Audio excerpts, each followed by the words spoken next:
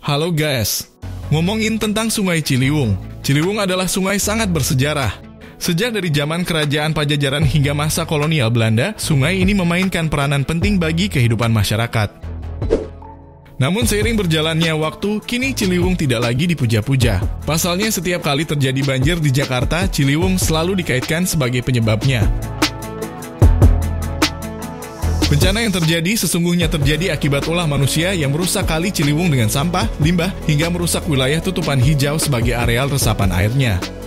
Berikut kita akan merangkum 3 fakta yang terjadi saat ini di Sungai Ciliwung.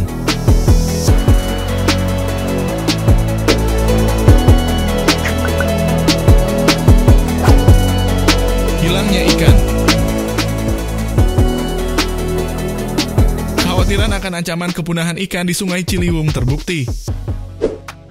Berdasarkan penelitian LIPI, dari 187 jenis ikan yang ada, kini hanya sekitar 20 jenis tersisa. Atau sekitar 92,5% telah punah akibat aktivitas manusia dan pencemaran yang terus terjadi.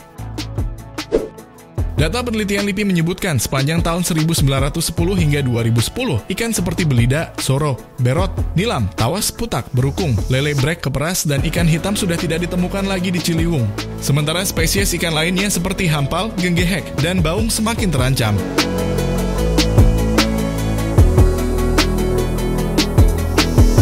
Agar ikan yang ada tidak, kesadaran masyarakat untuk tidak membuang sampah harus ditumbuhkan.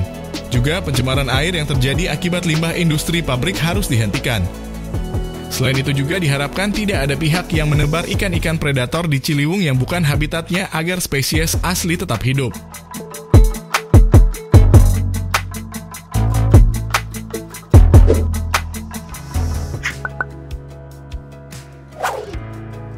Sampah dan limbah. Berdasarkan penelitian yang telah dilakukan, jumlah limbah rumah, sampah, limbah industri, limbah ternak, dan pencemaran dari pertanian yang ada di Ciliwung sebesar 54,4 ton per hari. Sementara kemampuan sungai menampung beban pencemaran hanya 9,29 ton per hari. Dapat dikatakan Ciliwung telah melewati kemampuan daya dukungnya. Tantangan lain adalah adanya perubahan tata ruang dan tutupan lahan. Hal ini menyebabkan menurunnya kualitas lingkungan yang menyebabkan meningkatnya kerentanan bencana banjir.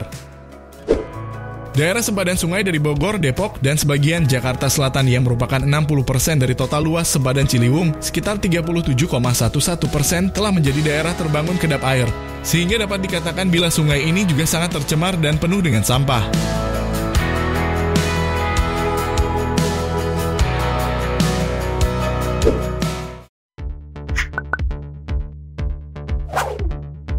Identik dengan banjir. Ciliwung selalu dikaitkan dengan persoalan banjir yang terjadi di Jakarta. Terkait bencana ekologis tersebut, penanggulangan juga harus dilakukan dengan pendekatan atau perbaikan ekologi, seperti pemulihan tutupan hijau resapan, daerah aliran sungai, atau watershed. Menurut Eko Kusratmoko, pakar geografi dan keteknikan dari Universitas Indonesia, seharusnya jarak 10 meter dari tepian Ciliwung tidak diperbolehkan untuk bangunan. Mengingat kemiringan kali berisiko besar terjadinya longsor.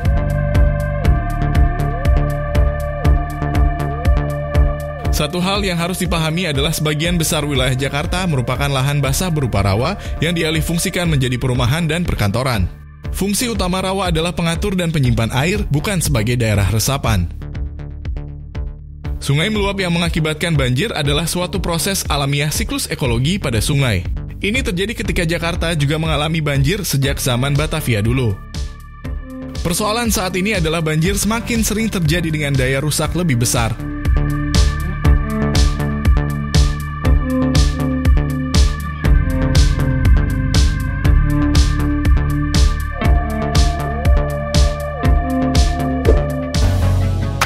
Itulah 3 fakta yang benar-benar terjadi saat ini di Sungai Ciliwung.